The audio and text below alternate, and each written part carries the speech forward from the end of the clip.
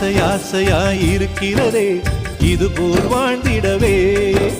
பாச பூமழை பொழிகிறதே இதயங்கள் நனைந்திடவே. நம்மை காணுகிற கண்கள் நம்மோடு சேர கெஞ்சும். சேர்ந்து வாழுகிற இன்பம் அந்த சொர்க்கம் தன்னை மிஞ்சும். ஒரு நாள் கூட இங்கு வரமாகும், உயிரங்கள் வீடாகும். சுகமாய் என்றும் இங்கு விளையாடும் நிரந்தர ஆனந்தம்.